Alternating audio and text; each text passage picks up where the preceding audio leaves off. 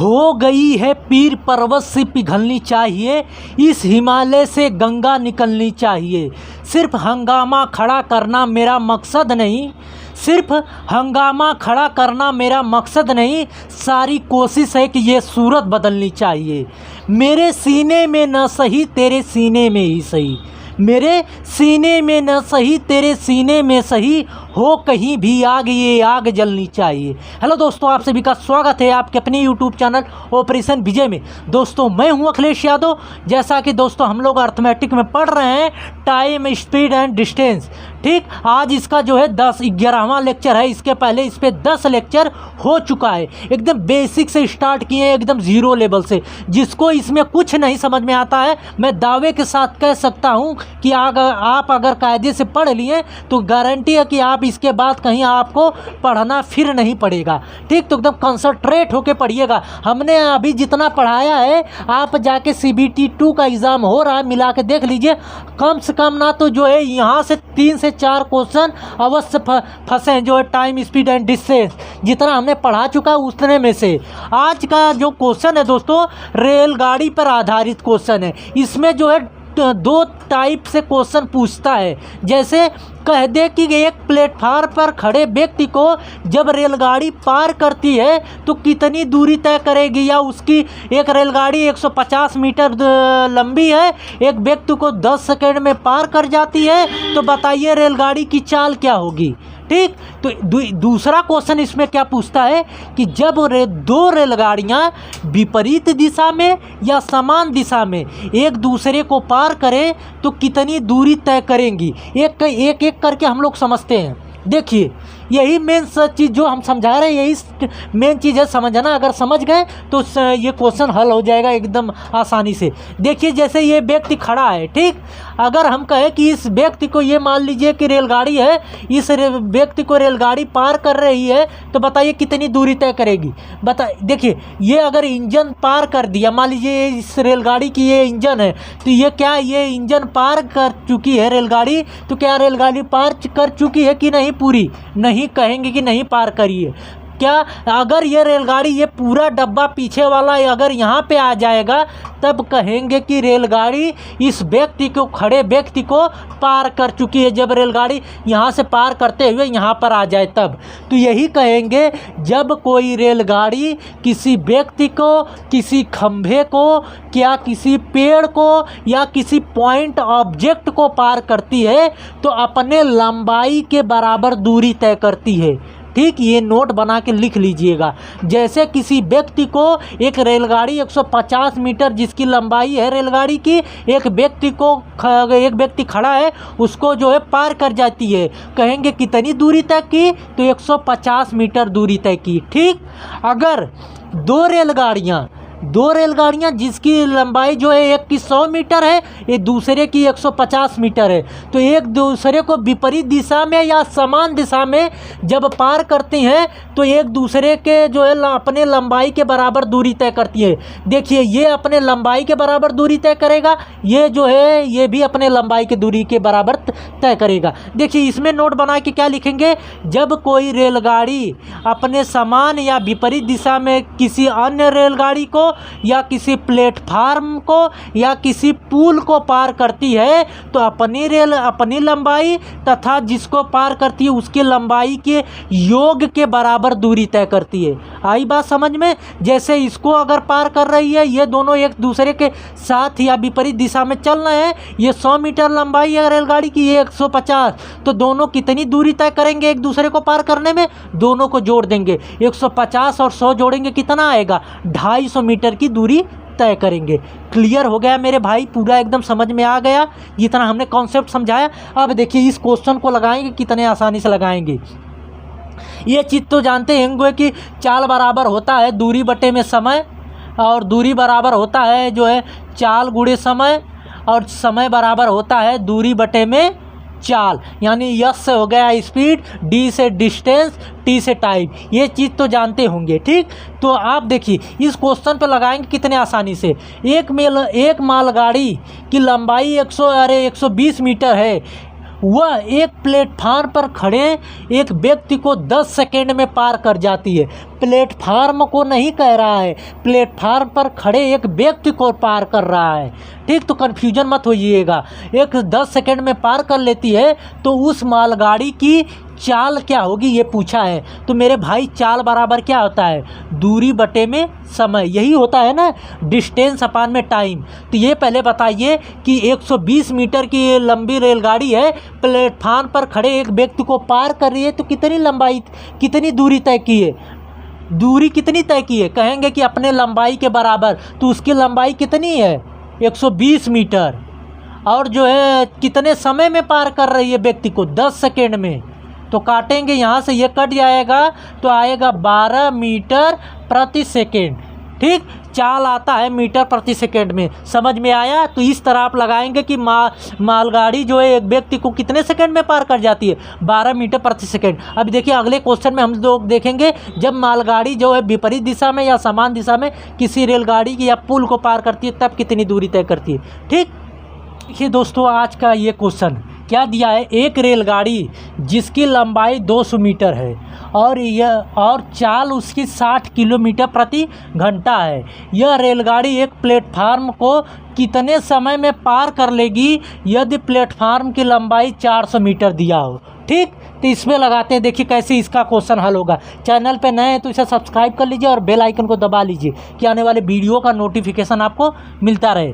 देखिए हमने कहा था आपको कि जब रेलगाड़ी किसी प्लेटफार्म को या अपने समान किसी दूसरे रेलगाड़ी को या जो है किसी पुल को पार करती है तो अपनी लंबाई और जिसको पार कर रही है उसके लंबाई के योग के बराबर दूरी तय करती है। तो आपसे पूछा क्या है, कितने समय में? समय पूछा है तो समय बराबर क्या होता है? समय बराबर होता है दूरी बटे में चाल। दूरी कितनी तय करेगा? वो ट्रेन की लंबाई कितनी है? 200 मीटर है और प्लेटफार्म की लंबाई कितनी है? 400 मीटर।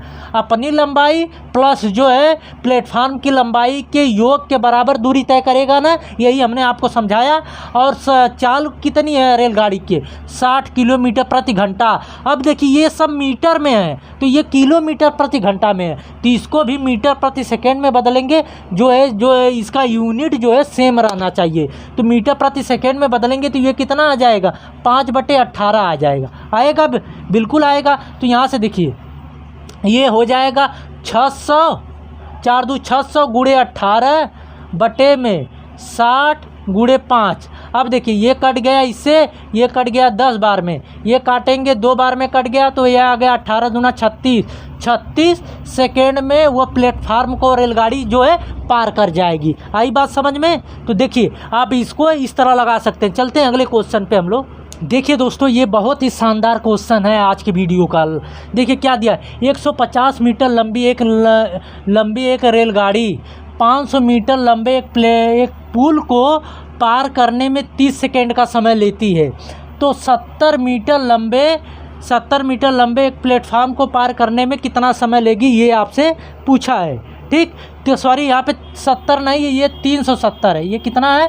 370 मीटर लंबे प्लेटफार्म को पार करने में कितना समय लगी? एक चीज़ बताइए, जब वो रेलगाड़ी जब पहली बार पुल को पार कर रही है और दूसरी बार जब प्लेटफार्म को पार करेगी तो क्या बताइए दोनों समय उसकी चाल बराबर होगी कि अलग अलग होगी? एक ही रेलगाड़ी है, दोनों चीज़ को पार कर रही है, उसकी चाल तो बराबर होगी कि नहीं? जब दोस्तों चाल बराबर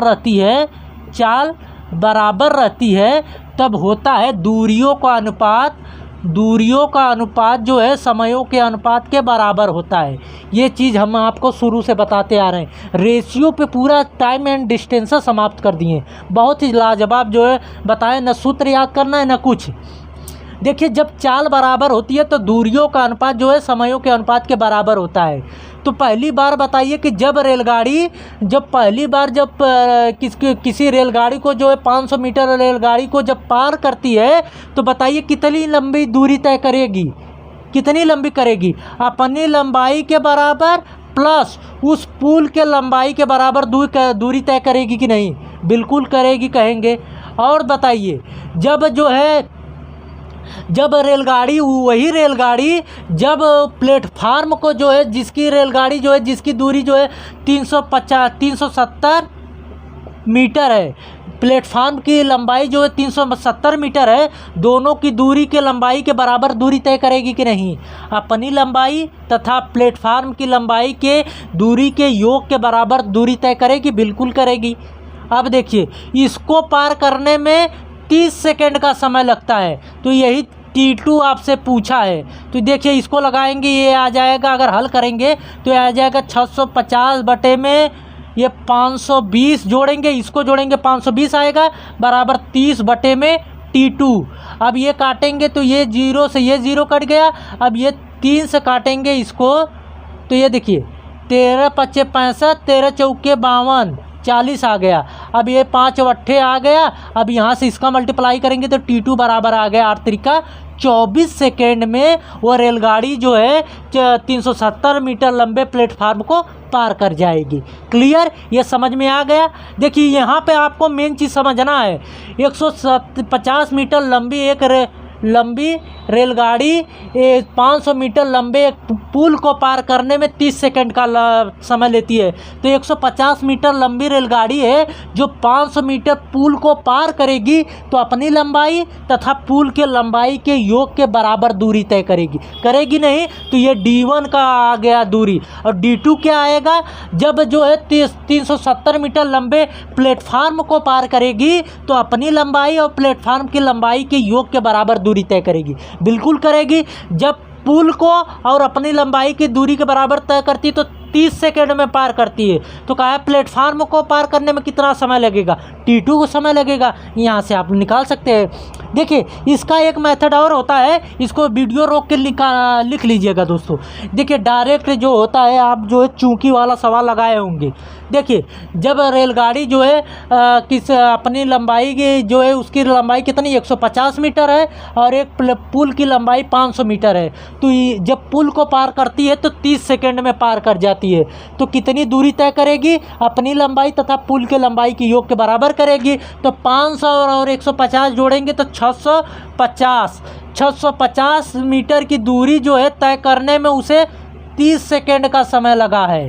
ठीक, तो 370 मीटर लंबे प्लेटफार्म को जब पार करेगी तो कितनी दूरी तय करेगी? अपनी लंबाई, इसकी लंबाई कितनी है 150, और प्लेटफार्म जो है लंबे 370 मीटर है, वो उसके लंबाई के योग के बराबर दूरी तय करेगी। तो इन दोनों का योग करेंगे, कितना आएगा? 520 आएगा। तो 650 मीटर की दूरी जो है 30 सेकेंड में पार करती है, तो 520 मीटर की दूरी तय करने में कितना समय लगेगा मेरे भाई?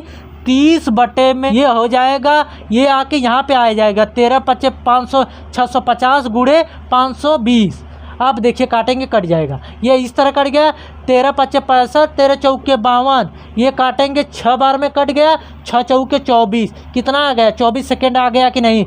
उस प्लेटफार्म को पार करने में कितना समय लगेगा? 24 सेकेंड लगेगा। इस तरह आप ये कॉन्सेप्ट जो हमने बताया है ना, कि जो किसको पार करने में कितनी लंबाई कितनी दूरी तय करेगी, यही मेन है। यही अगर आप समझ गए तो ये जो 2 टाइप के क्वेश्चन हमने बताया है एकदम आपको क्लियर हो जाएगा। ठीक, तो आई होप कि ये वीडियो आप लोगों को अच्छी लगी होगी दोस्तों। अभी तक चैनल को सब्सक्राइब नहीं किया, सब्सक्राइब कर लीजिए और बेल आइकन को दबा लीजिए कि आने वाले वीडियो का नोटिफिकेशन आपको मिलता रहे। अगर वीडियो अच्छी लगी हो दोस्तों के बीच में शेयर और लाइक ज़रूर करिएगा। अगर वीडियो नहीं अच्छी लगे तो इसे डिसलाइक भी करिएगा। ठीक, तो मिलते हैं नेक्स्ट वीडियो में। जय हिंद।